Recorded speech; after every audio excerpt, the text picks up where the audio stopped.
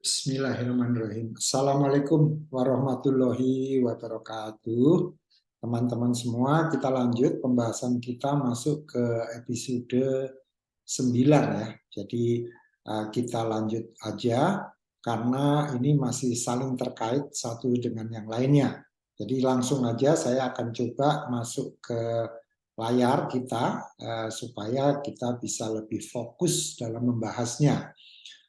Judulnya di bab 9 ini adalah The Hard Side of Change Management. Jadi hal-hal yang paling sulit dalam change management. Ya, jadi ini adalah suatu hal yang diawali dengan beberapa hal yang menjadi penghalang-penghalang ya dalam change management. Tapi intinya dia akan memperkenalkan suatu tools yang akan kita gunakan sebagai basis untuk scoring, menilai keberhasilannya. Ya, jadi ini juga sama dengan yang di bab 8 dikatakan bahwa 2/3 dari transformation program itu gagal gitu ya. Jadi kalau di yang sebelumnya itu adalah 70% ya, ini juga hampir sama gitu. 2 dari 3 perubahan atau transformasi itu gagal.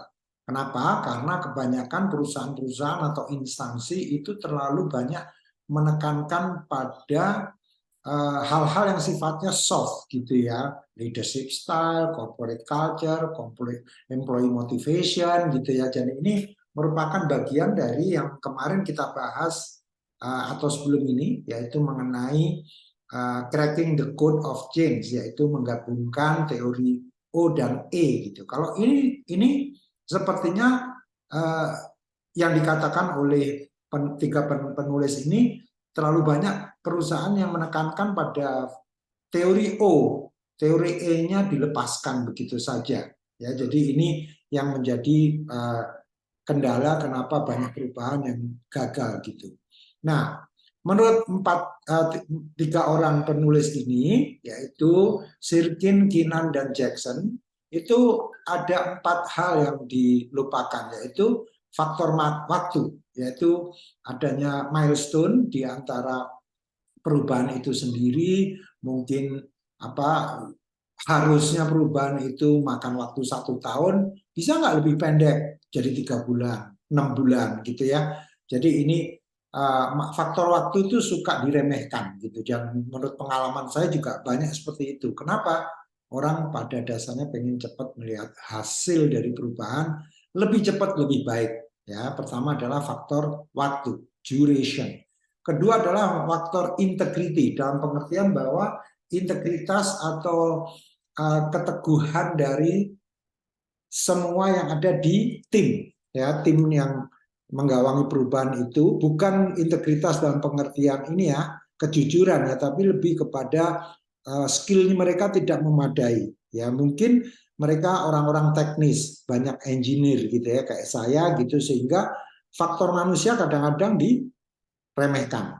Ya, atau sebaliknya, mereka ini lebih banyak orang-orang yang lebih menekankan pada faktor manusia, faktor bisnisnya dilupakan. Ya, jadi ini masalah integrity. Kemudian yang ketiga masalah komitmen. Ini paling sering diungkapkan ya.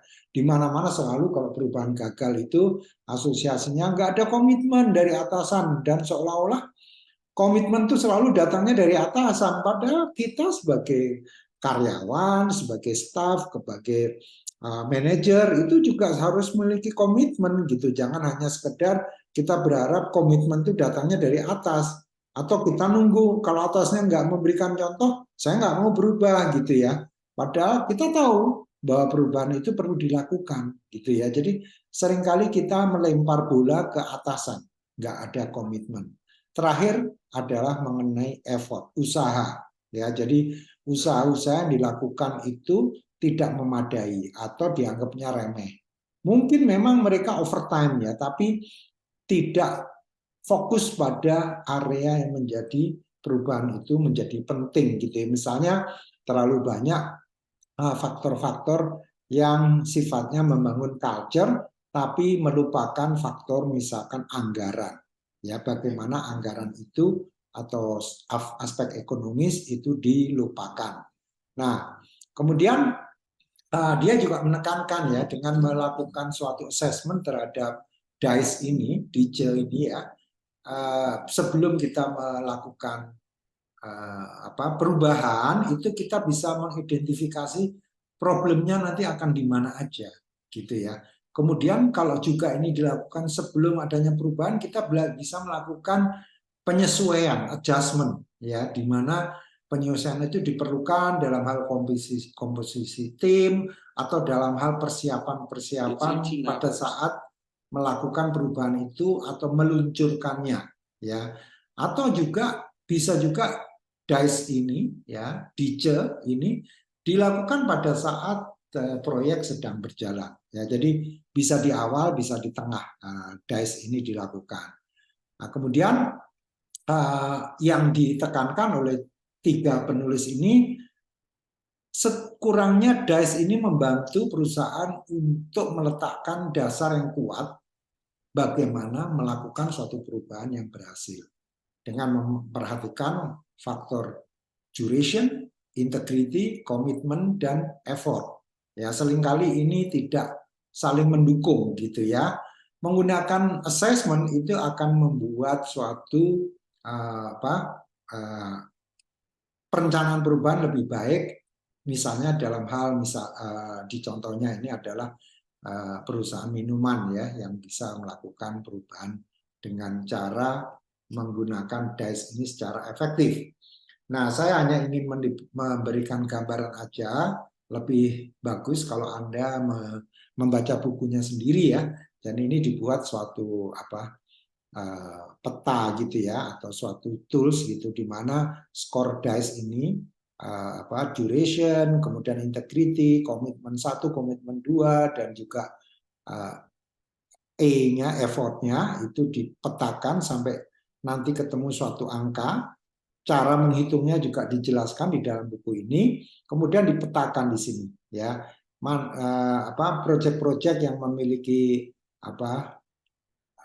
skor yang tinggi gitu ya, likely outcome-nya misalkan di sini gitu ya, maka dia dash skornya di sini misalkan dia akan lebih sukses dibanding yang di sini. Jadi di sini ada kategorinya yang projectnya win, ada worry, meragukan, atau yang dikatakan gagal. Ya, jadi ini sekali lagi ini udah ngomongin teknis ya, tapi saya ingin menekankan bahwa yang disampaikan oleh tiga penulis ini menurut saya sangat masuk akal karena memang kebanyakan proyek-proyek termasuk yang saya tangani, kebanyakan mereka klien itu menginginkan bisa nggak lebih cepat. Itu pertama kali yang selalu reaksi awalnya selalu seperti itu. Ya bisa dimaklumi, mungkin mereka konsultan bisanya biar panjang aja gitu ya. Ya udah, ya kalau mindsetnya seperti itu ya nggak apa-apa. Tapi tetap kalau saya ya sebagai konsultan mengatakan bahwa ini harusnya setahun ini Pak gitu.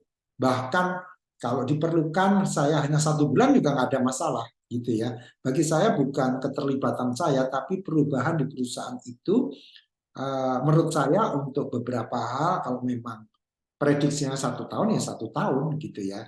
Dan kalau memang mereka keterbatasan dana nggak bisa meng-hire saya sebagai konsultannya nggak apa-apa. Ya saya cukup 1 bulan aja, bahkan 1 pekan ya is oke juga. Saya hanya membantu di meletakkan dasar-dasarnya. Demikian yang bisa saya sampaikan. Jadi ini kalau Anda dalam perusahaan sendiri tentu lebih bisa menilai ya. Jadi seperti teman-teman saya di Astra gitu ya, mereka melakukan perubahan seperti apa. Mereka sebagai tim inti di dalam perusahaan itu. Dan setahu saya dulu ya Astra itu ada namanya efficiency division. Itu kerjaannya melakukan perubahan terus-menerus karena ada continuous improvement gitu ya. Jadi belajarlah dari teman-teman Anda yang pernah bekerja di Astra, itu menurut saya bagus sekali ya.